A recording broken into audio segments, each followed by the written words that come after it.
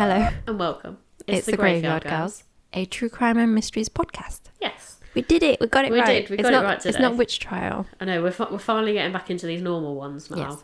And it's confusing because we have to remember. Yes. And yeah, we've not got back into it yet, so we're getting there. Well, technically we are getting back into it because we've done it right now. Yes. After several attempts. Yes, after several attempts, and we still have to mention that we still went wrong. But yeah, Patreon witch trial has officially wrapped up now, hasn't it? Yes. So... But it is still available, obviously, if you sign up to Patreon. Mm-hmm. Yeah, so you can find us on there. We've got links for the Patreon on our Instagram page. It's not just the witch trials on Patreon. No, we've got other cases as yes. well, and they'll still be following, and we'll still add a new one each week. Mm-hmm. And maybe we might do another type of season in the future as well. So we'll add all extra bits onto Patreon. There's more to come with that. Yeah, we have a few different things going forward as well, and that will be coming in like the next few weeks. Yes. So yeah, we've got that obviously as well for your free streaming episodes. We're on all the major ones like Apple and Spotify, Google and Amazon as well.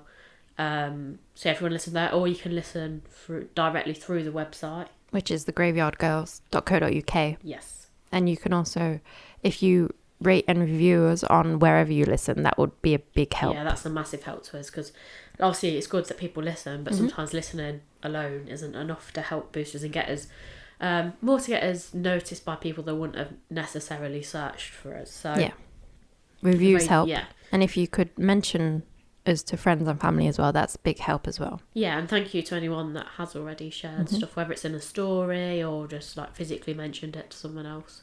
Yeah, it's very much appreciated. Yes, and those who keep coming back and listening every week, thank you. Yes, that's what we need. We need the people to return, and we want new people as well. So we're greedy. We want it all. We are posting a few times on TikTok as well. Yeah, we're starting to get to grips with that. We're still a bit awkward about that because originally when we started months ago, we're like, in a couple of months we'll be doing like YouTube videos and we'll be doing video podcasts, and then every time we've tried to start it, we've been just very awkward.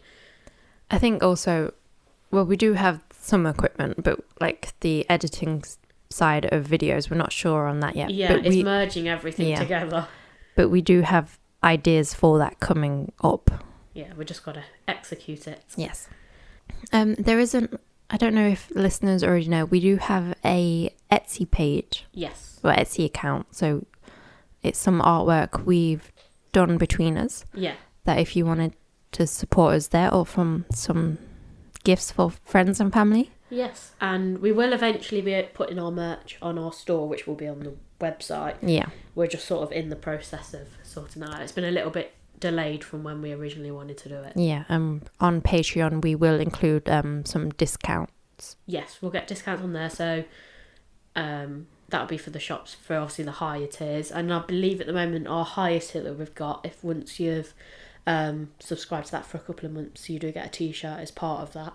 And we will be adding more to those tiers as well as we go along. Yeah. So yeah, hopefully you'd like to join us over there for that as well, to get the sort of the full package, because Patreon's, it's a little bit different from what we do on this, but it's not massively different. I think we try to more focus on historical stuff and things that don't necessarily fit into the mysteries and conspiracy theories, but that we really want to cover. We've tended to put that on Patreon. Yeah. And used that as well to do a special season, so that we're not deflecting from what we originally wanted the podcast to be. Yes, and if you want to recommend any cases, you can do that via our email, which is thegraveyardgirlspod@gmail.com. Yes. Or you could email us through our own website or on our Instagram. Yes.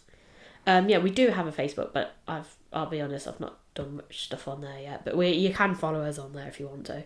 I probably should get that sorted. But yeah, we're basically on Facebook, Instagram and TikTok, with Instagram being our main port of call and the one we do most of our stuff on. So that's probably, if you want to look for updates, Instagram is probably the one to find us on at the moment. But yeah, on that note, I should probably get into today's case. Yes. Now, it's kind of a bit of a history lesson because there's a lot to go with it, but ultimately it is a mystery and a murder mystery. But I've had to add quite a bit of historical stuff into it for it to make sense, because it's a sort of time where there's a lot going on and it's quite bloody. There's a lot of disputes and arguments, a good amount of murder and some affairs. So I needed to have a bit of background to go with the mystery. So today is the unsolved mystery of Lord Darnley, also known as Henry Stuart. So we're going back to the Stuarts, so 1500s. Okay. So obviously Henry Stuart, or Lord Darnley, or Darnley as I'm going to refer to him, because obviously for anyone that knows already at the time, there's a lot of Henrys, so it could get a bit confusing if I call him Henry. So we're going to go for Lord Darnley, or Darnley. And he was an English nobleman born in 1546. Now, he would be the second husband of Mary, Queen of Scots, and the father to King James the VI of Scotland, who was also the first of England. This is why his name sounded familiar. I was Yes. like, I know him, but I'm not sure why. Well, this is it. When I first spotted it, it was just like the murder mystery of Lord Darnley. I was like, ooh, I've got another Lord, because I was thinking of like my Minster Lovel one. And then when it Oh, I popped remember up, it. Yes. Yeah. And then when it was like second husband to Mary Queen of Scots, I was like, hang on a minute. And then I was thinking, isn't that linked with James? Then I remembered, I thought, oh yeah, James's dad was murdered, but I just presumed it had been solved. And someone was executed for it, but I don't think the person that was executed was the person that did it. Probably not. Mm-hmm. And there's also been other theories put through afterwards, which is obviously what I'll eventually get into. But it's obviously quite complex in terms of the families and the structure of the royal family at this point. So I need to go into a little bit of the family for it to kind of make sense. So also you can get an idea of what everyone in the circle was like. So obviously, before, obviously he's Mary's second husband. So he was originally a king consort to James the Fourth. Is that right? James the Fourth, yes. I'm sure it is. And then less than a year after his son James would be born, he would be murdered at Kirkfield in 1567. Mm-hmm. So for a bit of family history. Now, he was a second child, but the eldest surviving son of Matthew Stuart, who was the fourth Earl of Lennox, and Lady Margaret Douglas. So both families are within the royal family.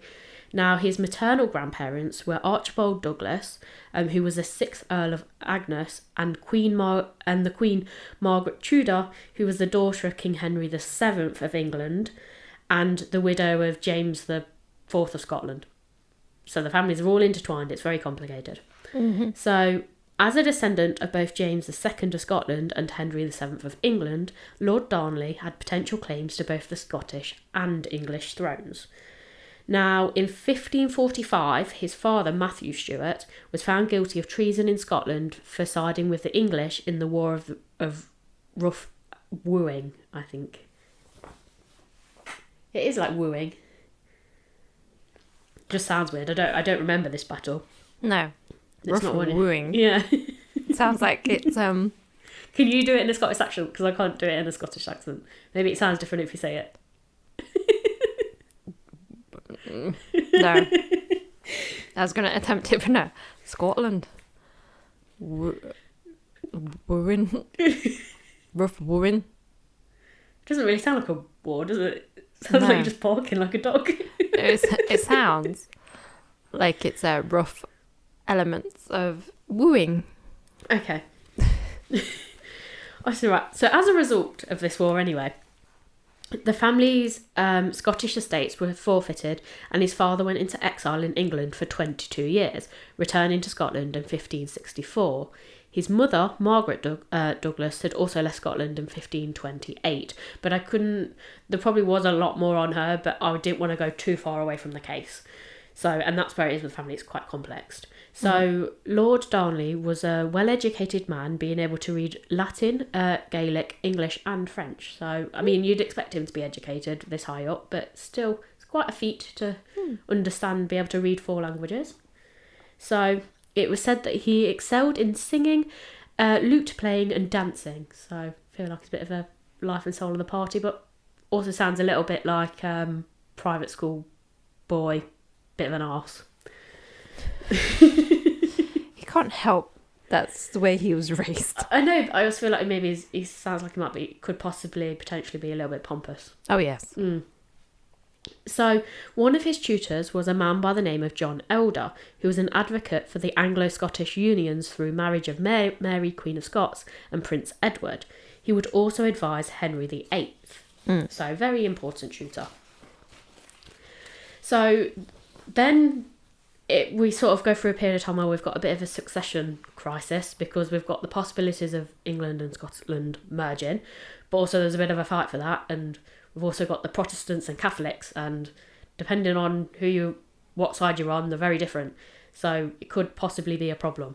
Yeah. And there's lots of political bits going on in the background. So I need to cover it. I'm not going to go in too much depth in it because it's very complex. But I've tried to pick out the key parts so that I think might be maybe help us in this case, or help set the scene of what's about to happen. So political dilemmas in England rose from the ambitions of the Lennoxes, which is obviously Matthew Stuart's family up in Scotland. Now, Matthew Stuart, obviously Lord Darnley's dad, was the third in line to the Scottish throne, and his wife Margaret Douglas, so being the Lord's mum, was niece of Henry VIII, making her a potential successor for the English throne if Elizabeth died.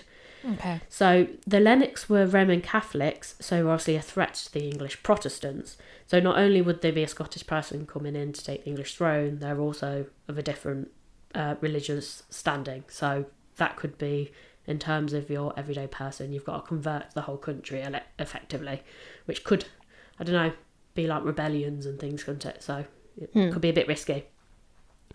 Lord Darnley was also a male descendant from Henry VII, so he was a contender for the throne. Because even though obviously we did have queens, they did prefer a male heir to sit on the throne.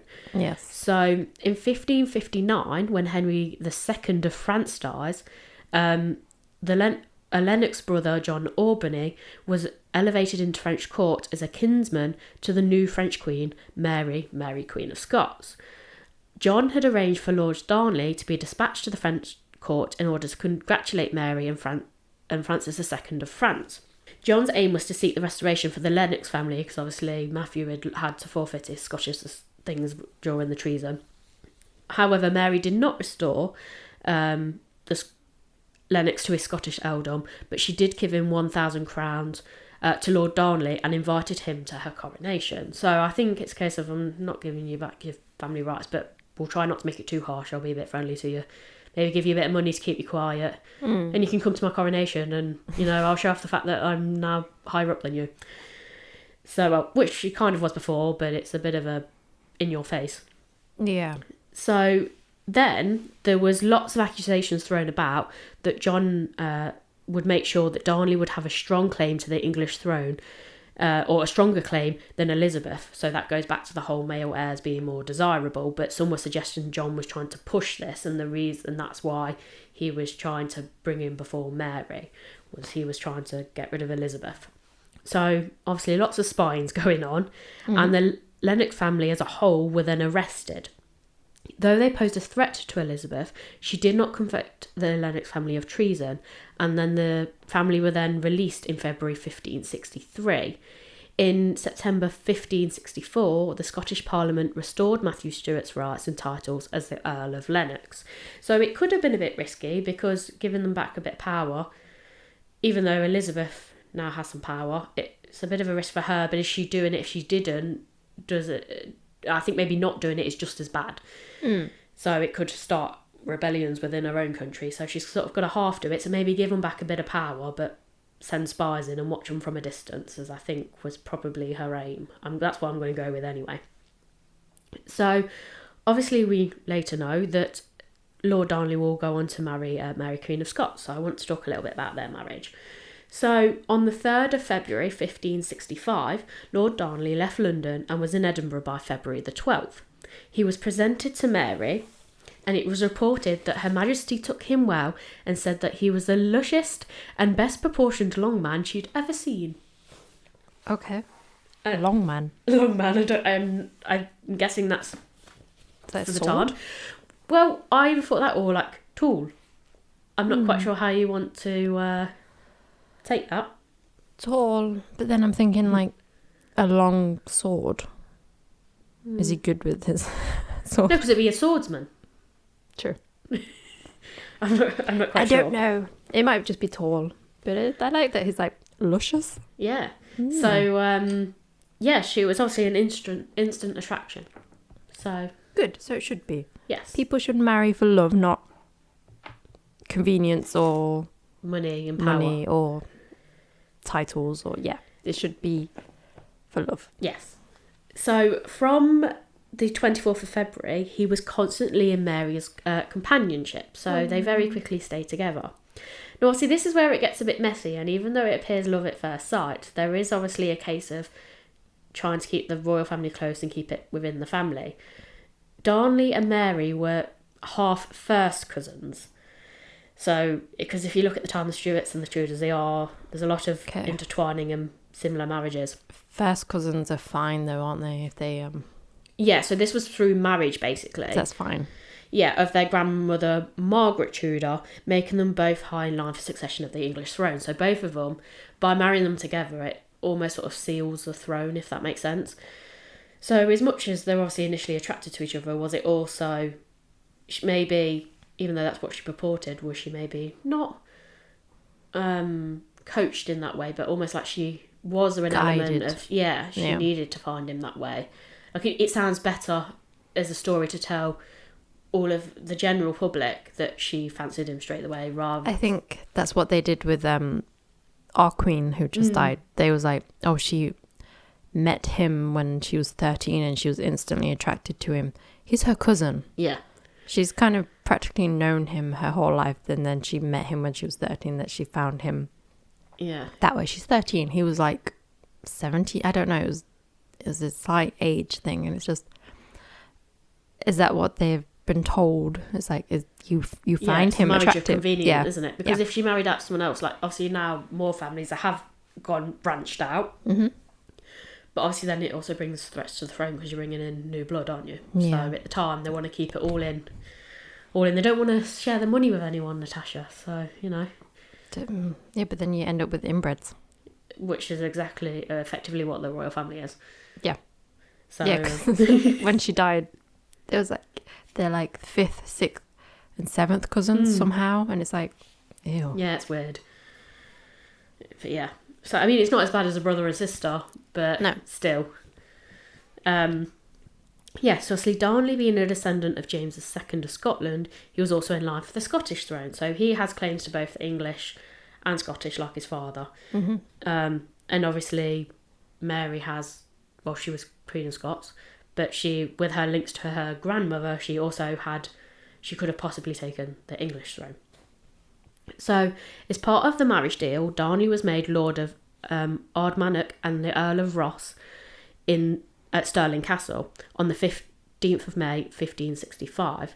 Then, on the 22nd of July, Darnley was made Duke of Albany at Holyrood Abbey, and the banns of marriage, which is basically, it's a bit of a meeting that goes on before two higher up people are married together. So for us, like, we just have like prenuptial sort of thing. This was a thing to go forward where they there's a big meeting with politicians and other lords, and they raise any concerns that they think might arise in the marriage. So by these two people getting married, from a political point of view, what could arise? Could there be any problems? And they sort of have a look at it, and then almost sort of say, they can't obviously have the final say on the marriage, but they sort of say whether they think the marriage should go ahead or not. So that's what this banns of marriage is. And that was called in at the parish of Canongate.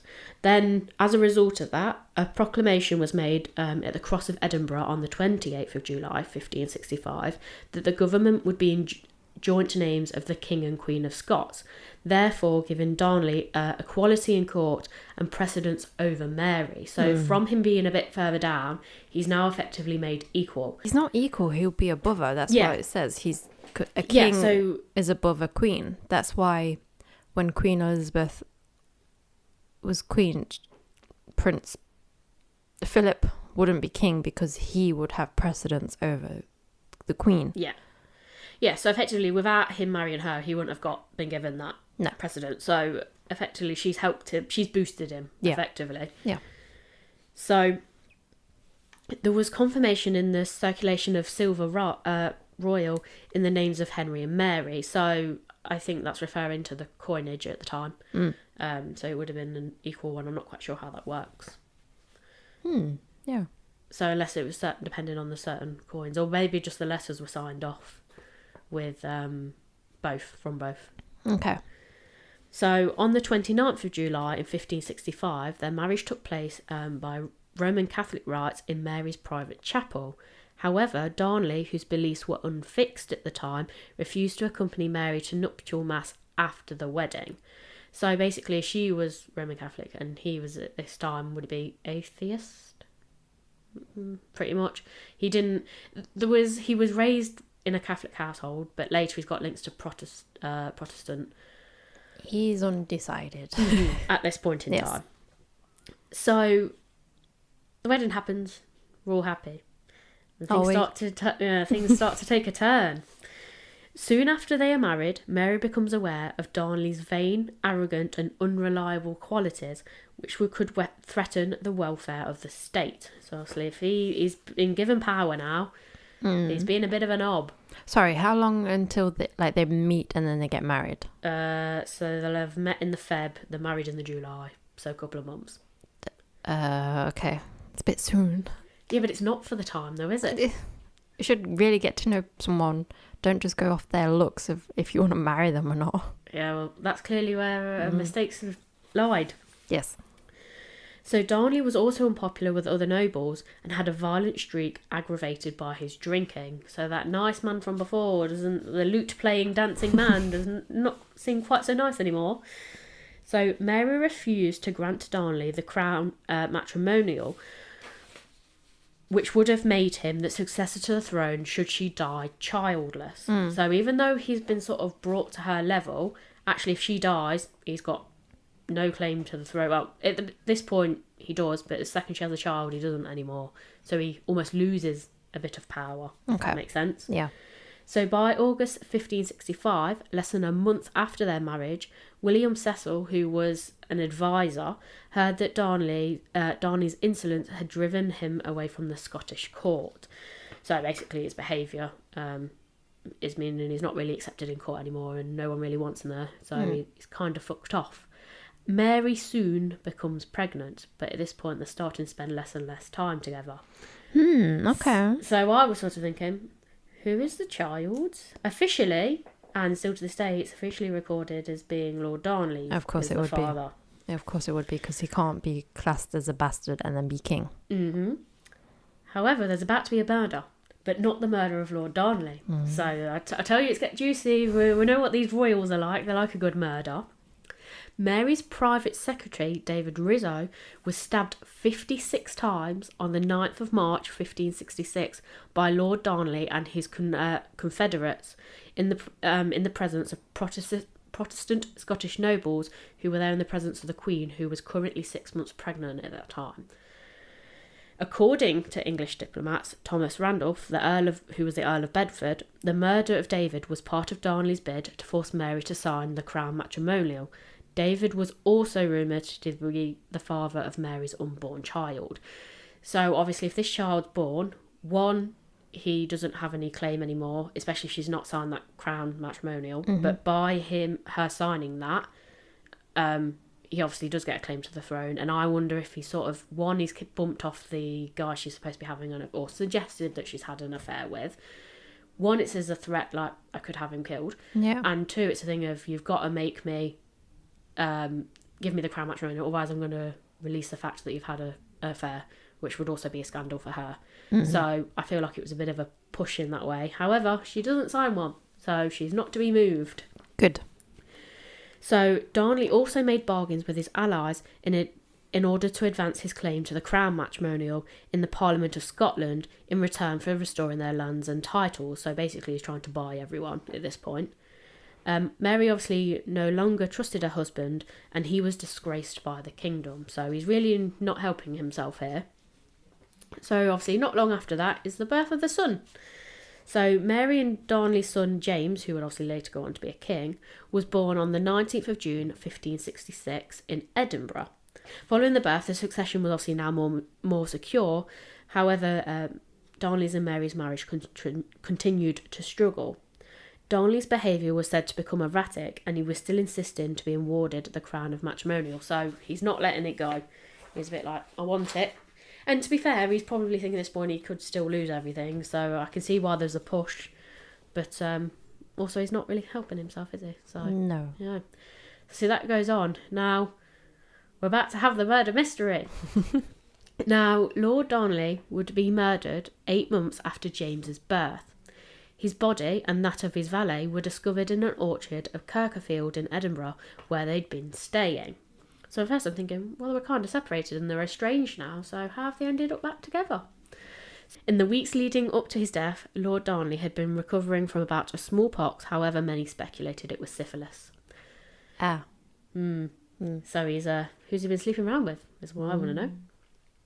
But obviously I don't think they're going to outwardly come out with syphilis either, so I think they try to cover it up, although I'm pretty sure smallpox is still mainly transmitted. It's not solely a sexually transmitted disease, it's not one, but a lot of it, that's how it was transferred, was during the deed.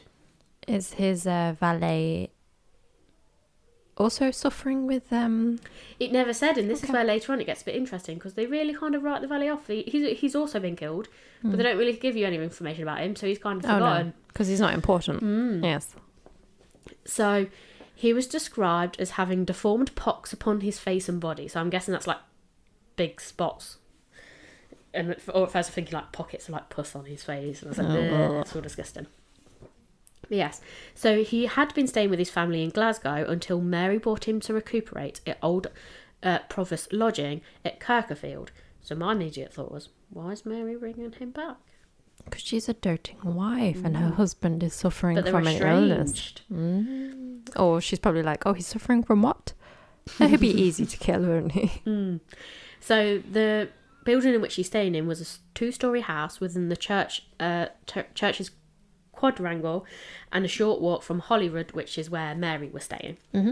So it was said that there was intentions of incorporating him back into the court again. So I'm sort of thinking, well, no one really likes him and he suddenly disappeared. Why are they trying to get him back? So initially I was like, Mary looks a bit suspicious. When I was like, I'll keep an open mind. I was like, or is it convenient that Mary looks suspicious? But yeah. Yeah. So Darnley stayed at Kirkfields whilst Mary attended the wedding of Bastian Page, who was one of her closest servants at Holyrood. Around 2 a.m. on the night of either the 9th or the 10th of February, they couldn't quite decipher the date, in 1567, whilst Mary was at the wedding, 2 explosions rocked the foundation of Kirkerfield. These explosions were later attributed to 2 barrels of gunpowder that had been placed in a small room under Darnley's sleeping quarters. So I'm thinking, that's a bit suspicious. This is what I remember. So Darnley's body, along with his valet, William Taylor, were found outside, surrounded by a cloak, a dagger, a chair and a coat. So some unusual items. But I was also thinking, you know the term, it's all cloak and dagger? Yes. Does it come from this? Because it's like a mystery, isn't it? And it's all kept quiet and they don't quite understand. So is that where it comes from? Maybe. That's interesting. Because as soon as I looked at it, I was like, cloak and dagger. But yeah, so it's some unusual items, I thought. Especially a chair. Later on, people go to suggest, was he using that to escape? A chair? Yeah, climb out through a window. Okay. It's outside. That's what I'm saying. Okay. As he's gone. So basically, as the explosions happened, it reduces the house to rubble. Oh, okay. Eventually. So was it blown with them? But then also they're found in a nearby... It's still within the grounds, but it's in the orchard that's nearby. So it's not immediately next to the house, which is a bit strange. Darnley was only dressed in a nightshirt, suggesting he'd fled from his chamber with haste. Upon further examination, it was said that Darnley was smothered to death. However, there was no visible marks on his body or signs of strangulation, and there was also no other violence on the body.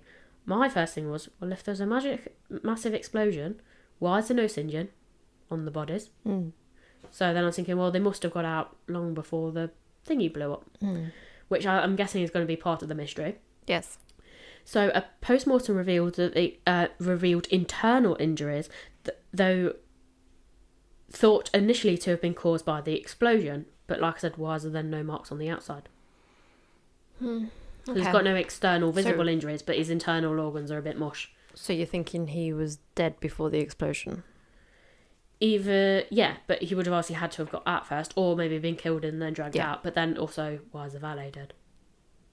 Was he killed at the same time to make it look like something else? But yeah, I'll go on and we'll look at a few theories. So a man by the name of John Knox claims that surgeons were lying and that Darnley had been strangled, but all the sources agreed that there was no marks on the body. So someone was saying, like, you're just trying to cover up the fact it was murder, and they're saying it was an accident. The one guy wanted it to be strangled, and he was saying that the surgeons were effectively trying to make it out to be an accident. Okay. Suspicions quickly fell on James Hepburn, who was the 4th Earl of Bothwell and supported nobility Archibald Douglas, whose shoes were interestingly found at the scene. So that's a bit strange, just his shoes. Is he still alive? He just got blown up, but his shoes survived. He is alive for a little bit. Okay. Archibald was said to have a close relationship with the Queen, with ideas for the throne. Okay. So they're saying him and the Queen are a bit cushy. But later on, I think it might be James that's a little bit cushy with the Queen. Well, we know it is, because he later marries her. Okay. So it was also said that Mary had been looking at options to remove Darnley and had discussions in Craigmillar Castle in November 1566, though she claimed those ideas were simply divorce and nothing more. So she's saying, I was just planning a divorce, I wasn't planning on bumping him off. I mean, yeah, think of all the effort. Divorce is simple. Although is it at the time, because, Henry VIII, he was one of the first ones to, with them, the whole divorce thing, it was still a bit... Yeah, because he was like, oh, I'm going to behead this one. Yeah. And then I want to, divorce the next one. Another one dies. And then there's another divorce. Beheaded. Survived. Yep. Okay. Obviously, the problems with the divorce as well is she risked making her son illegitimate to the throne because it could have highlighted the other scandal, but also by divorcing him, the heir that she's got now, like obviously he'd almost been brought, well, he was equal to her. She's now made the father a divorce, which means the son, obviously because he was above her, naturally it should follow down to the son, but if she's sort of got rid of him, even though she's technically a queen, the guy that was above her is now no longer the king, and so therefore what would have been his heir, now if he's no longer got succession to the throne, neither has his heir. Even though she's also the other half to the heir, which is very confusing for the time. Yes. It's very complex. So, soon after Darnley's death, James and Mary would get married and they left for Edinburgh together. But there is, however, 2 versions of this event, and this is where it all gets a bit interesting, and depending on how you want to look at it in history, it works very differently. So the first... It gets very confusing as well because her own son is called James. So that's what I'm saying. Like with Lord Darnley, he's like the 5th Henry, so it's very confusing. But he was none of the King Henrys well, technically he kind of was a king. He just wasn't referred to as King Henry. He was king consort. Yes. So he's not king. But obviously at the time we had Henry the 7th and then Henry the 8th. So, yeah, that's why I left out his bit as Henry, because it's just very confusing. But yeah, so the first versions of their escape was that James kidnapped Mary and took her to Dunbar Castle and raped her. The second version was that Mary was a willing participant in the kidnapping and that the story of rape was a fabrication so that her reputation and honour were not ruined. Mary later miscarried twins by James Hepburn, while she was a prisoner at Lochleven Castle. So basically, depending on how you want to look at it, it's either he generally did kidnap her, he raped her, and then obviously by getting her pregnant, he then had he was sort of had the possibility of being in line for the throne. So if they got married to hush it up so it wasn't like sex outside of marriage, then obviously he's not now got equal claim to the throne, but also he's provided an heir which kind of secures it, if you like. Or others were suggesting that she wasn't kidnapped, it wasn't his thing, they'd actually colluded together. They were talking before Lord Darnley's death and they planned to murder him and then run away together, but they fabricated the story of kidnapping and rape so that it didn't look bad. So it's hard because at the time, if you look at the courts, there is lots of things going on that shouldn't be going on. There's a lot of bumping people off. Yeah. I don't see why you would willingly go ahead with a sexual assault fabrication. Then look at the time, look at how much, like, they were pretty like, murder's okay, rape's okay. Do you know what I mean? Like, they weren't really fazed by it. Like, whatever secured the crown was all right. It didn't matter how they got there. I know, but would you willingly, your partner's going to be accused of rape, would you willingly go ahead with that? Yeah, but also by this point she's also married him now and made him equal king, so he's not really going to be prosecuted. He's got power. Those that would technically be prosecuting, he's now above them. Yeah, I don't So know. he could just get rid of them. So he's not really going to get himself in any trouble, is he? No. She could twist the story of, oh yes, he kidnapped me, did that, blah, blah, blah, he raped me, but then actually now we're falling in love. So, do you know what I mean? They can easily twist the story to however they want it. So it depends on who you want to believe. I don't like that. Okay. So then others involved in the sort of the scene of the murder, if you like, was a soldier who was under the pay of James Hepburn, and that was a man by the name of Captain William Blackadder. And he was one of the first. The Blackadder? I wondered that. It's not. Oh, damn it. Because I looked at it, I was like, oh. But yeah, I don't know if it was inspiration for it or not. I think it might be. Yes, because there's a woman in the show who has ginger hair. I think she's supposed to be... Elizabeth. Is she Elizabeth? I thought she was Scottish. I thought Elizabeth was the ginger one. I thought Mary was the ginger one. You might be right. They're so intertwined. But we know nothing. We know nothing. No, but it's confusing because there's so many fucking Marys and everything else. Marys and Margarets and Elizabeths. It all gets very confusing, and everyone's married to everyone, so it's very easy to get lost in this. So Captain William Blackadder was one of the first to happen upon the murder scene, making him a suspect, because obviously he was the one that discovered it and alerted everyone. He would be convicted and executed, being hung, drawn and quartered before each of his limbs were nailed to the gates of a nearby town. Oh. He's clearly, as things go on, he's clearly the scapegoat for it. I'm thinking, obviously, one, James Hepburn is a bit suspicious, because obviously, depending on which story you want to believe.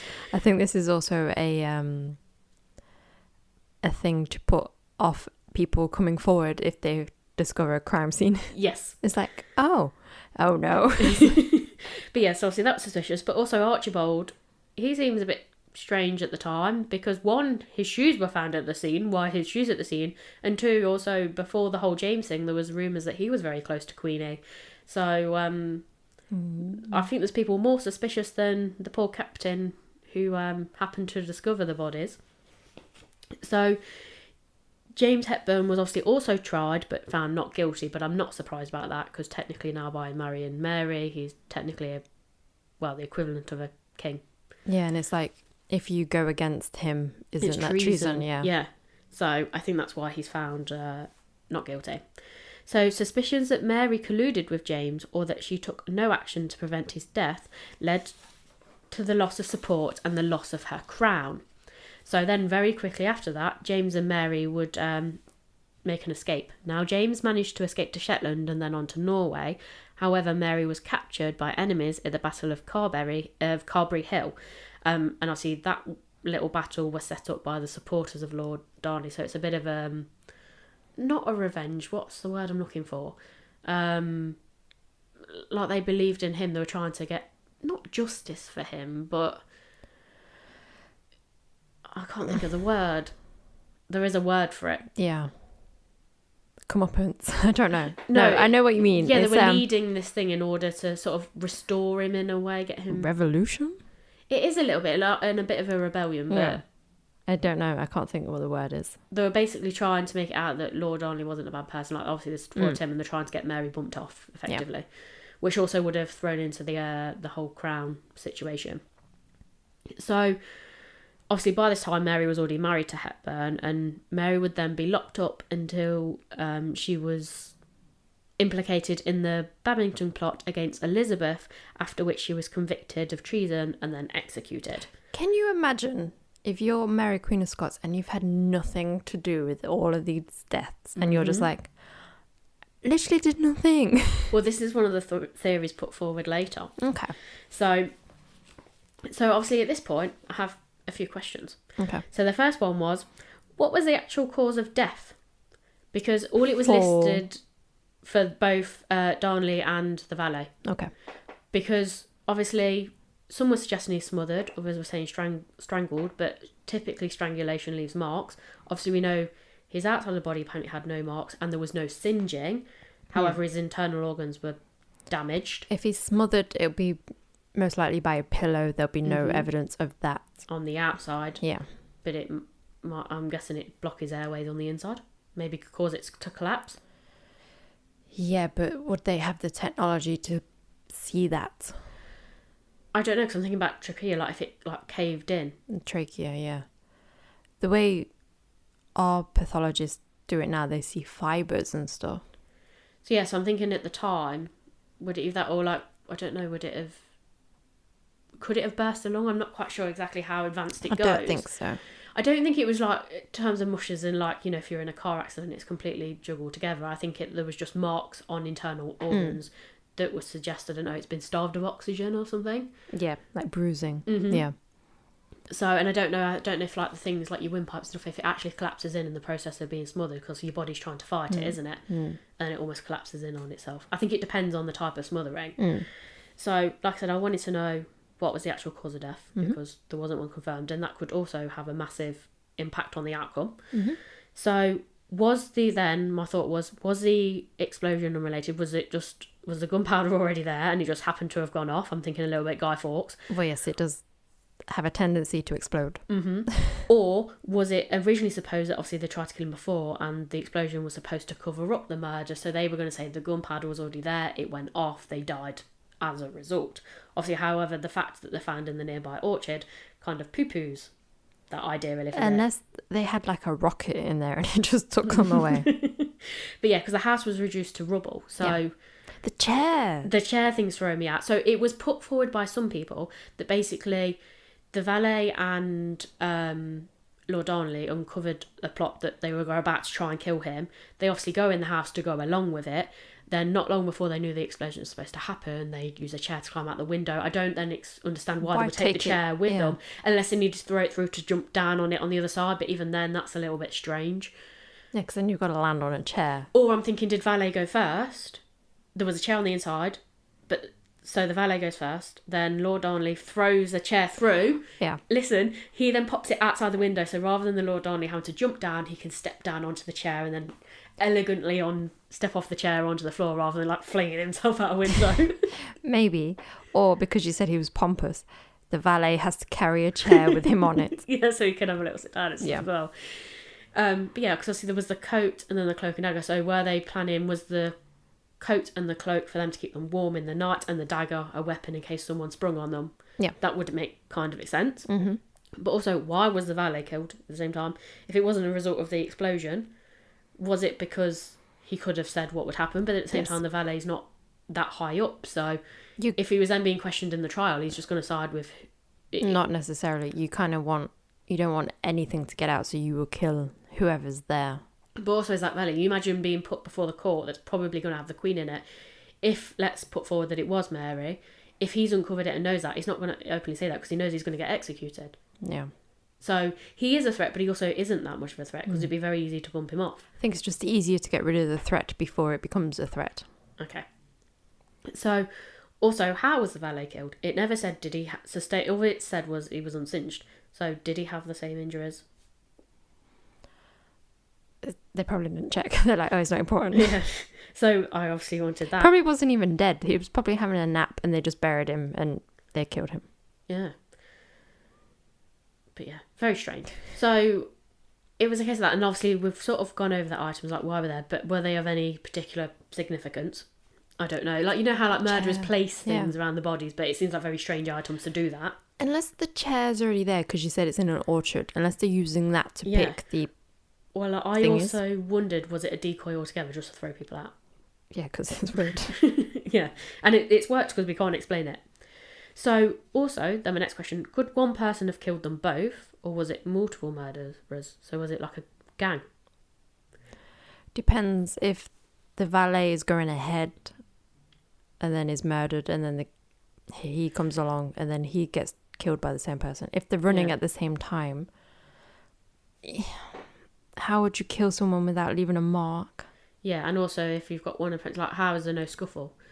Which then suggests that maybe they'd been killed before the explosion, but then even then you've got to probably get them separately so you can kill them.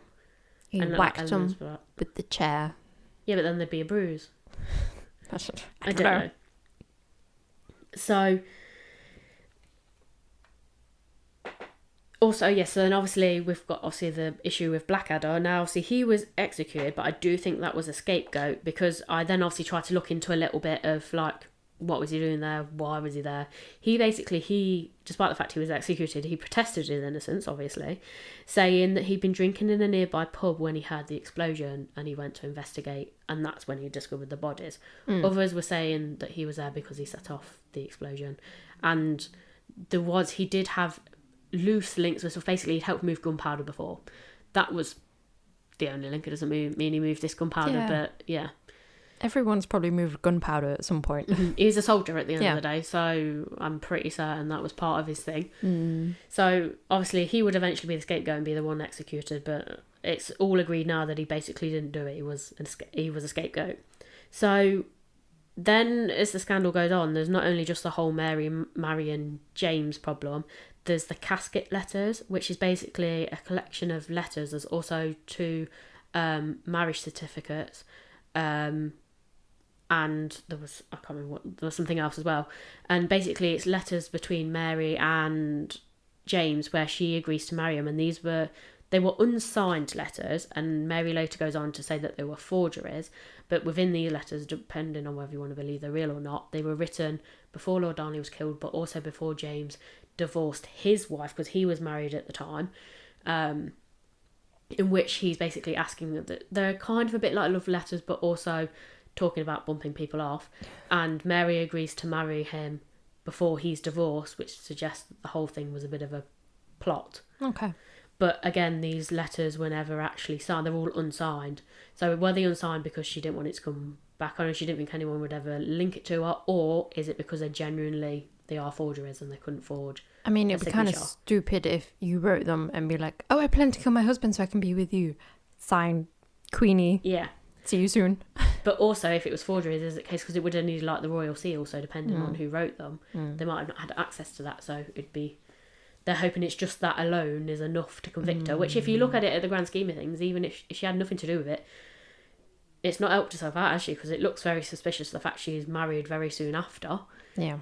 But then if you want to believe the whole thing, if she was kidnapped and raped, then technically she was kind of forced into it. So it depends on who you want to believe. Was it a quick marriage of convenience, or was it she was kind of didn't have a choice? So it's interesting.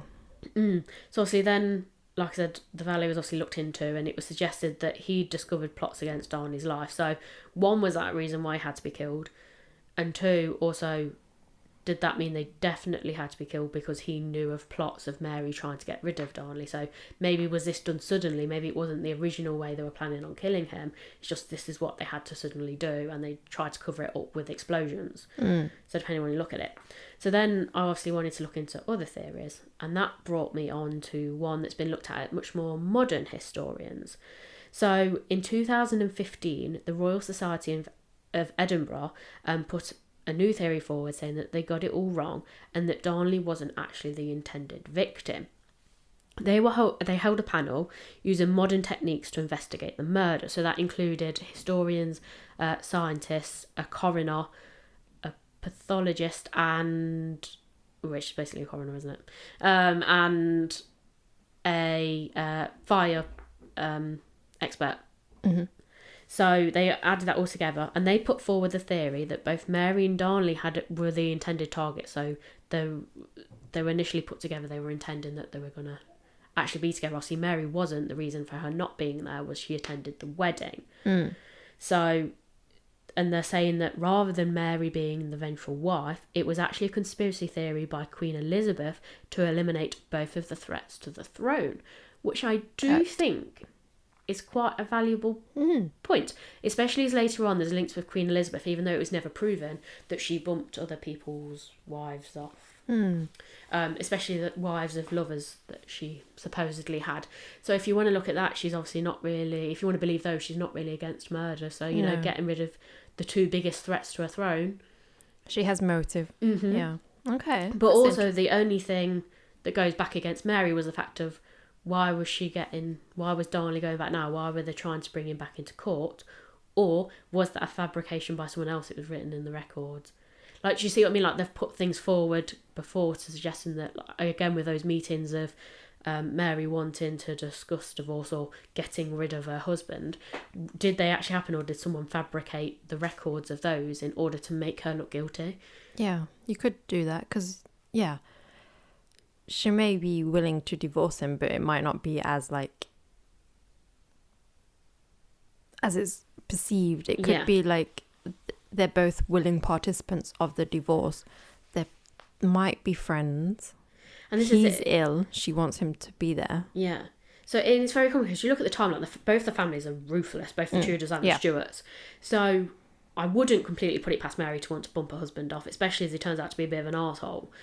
But at the same time, in her being like that, it makes it very easy to make her the murderer and use her as a scapegoat. So, and obviously, ultimately, it's not like she really gets away with it because she ends up being locked away for a long time. And the way she is, that could favour Elizabeth doing all this because it's like, oh, well, no one's going to question Mary. Mm-hmm. It's like, it is Mary doing it. No one's going to look at Elizabeth. But yeah, so it's a very strange, obviously it's unsolved and we're very clearly not going to solve it. But I do wonder if, like I said, I do quite like this new theory of that he wasn't necessarily, well, he kind of was the intended target, but was she trying to bump both of them off together? So, and then like I said, was the valet just unfortunately to be caught up with the like sort of collateral damage? I would have liked to know a bit more about the valet, but I couldn't really find any more. No, you wouldn't. Which was really annoying because maybe he could have held the key to a bit more information. Like, I don't know, he might have had a really significant injury that solved it. Yeah, like a cannonball. Yeah. Yeah. I don't know. I have heard of this story before, but I couldn't remember exactly. Well, obviously, I knew about the whole James situation. I knew his father had been murdered. But I just presumed it was all like they knew who it was. I didn't realise it was this big scandal. I knew he was murdered, but I thought his mum and dad were like in love. That's why they got married. And then obviously they had James. And then he died. I can't remember if I knew if she had anything to do with it or not. I also didn't realise how many husbands she had. I don't know why. I just thought she just had the one. I didn't realise she had one before Lord Darnley and then another one afterwards. Yeah. But also, obviously, it throws in this whole question of, like, was James actually... Like, I know he would have still been heir to the throne with Mary, but obviously if that David Rizzo was a father, it ruins the bloodline a little bit, doesn't it? It does. So that was interesting because I didn't know that about James. So I thought it was quite an interesting case to sort of pick up. But I thought, like I said, it's very strange because the house was obviously reduced to rubble and those bodies were nowhere near it. So which would suggest they were either killed afterwards or before and then placed there. It's the no marks. No, yeah. Why you don't know would if it's a case of it was covered up and not really looked at, but then why would they? Yeah, why would you move them away from the explosion? You'd kill them in the explosion. And put them in it and then set the gunpowder off, which suggests to me that they did manage to escape, which would then support the theory of the valet had discovered plots against them. I know what it was. You said there was cloaks and daggers around them. They were ghosts wearing the cloaks and daggers, and they were murdered. Yes. Okay. Who also happened to have a chair. They were waiting on the chair. Oh, okay. They knew that they were coming to run that way, so they were like, well, we'll just wait here. What, and then they went boo, and then they had a heart attack? Yeah.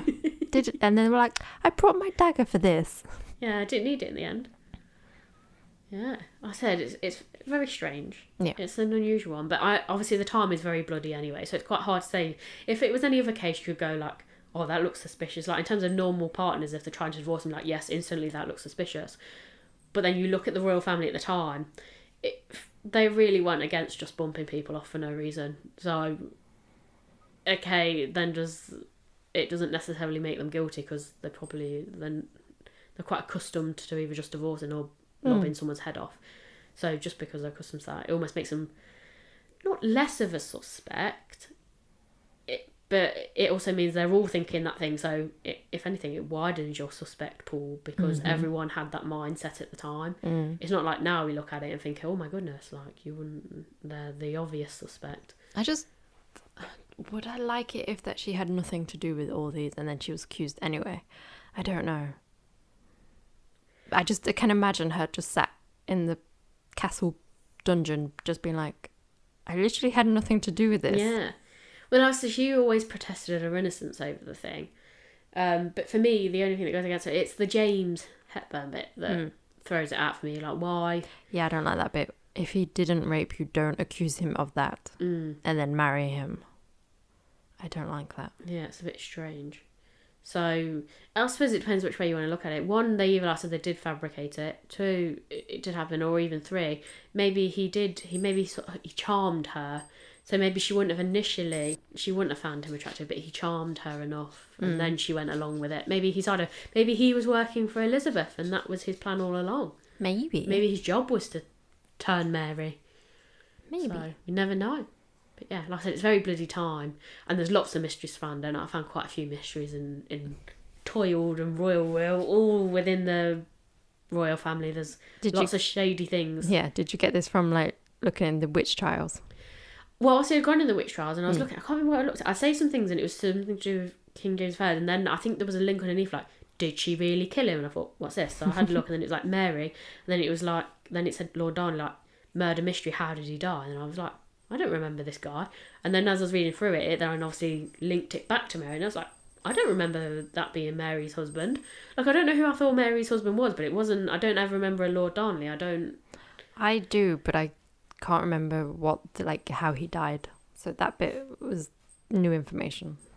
But yeah, so like I said, they're all, it was a good mystery, but there's a lot of royal mysteries and a bit of shady stuff going on. So I think I'll have a few episodes out of that. Like I said, it was quite a sort of a history episode because we had to look into the whole who's married to who. But yeah, obviously, ultimately, we don't know how and why he died. And that is why it's unsolved. Yes, and we probably never will solve it unless someone's hidden some parchment somewhere with the actual details on. Or someone makes a time machine and we can go back in time. Yes. Also, I feel like, can you imagine going back in time and trying to uncover all of those things? That's a lot to unravel, isn't it? And we've all got it completely wrong all this time. It was the butler. It's just some random person walking by. Yeah. Completely unrelated. But yes. I said, or a ghost. Like I said, maybe caused a heart task. Yeah. Said boo, and that was it. Yeah. So yeah, let us know in the comments what you sort of think. And yeah, like I said, if you like the history ones, you want to have a few more bloody history episodes, then I'm sure that's something we can roll with. There's plenty to go through. Mm-hmm. And there's already some on our Patreon. Yes, there is, even more, if you want to have a look through those. And obviously we'll come out with some more in the future as well. Yeah. So yeah. And on that note, in the meantime, keep creeping. And we'll keep digging.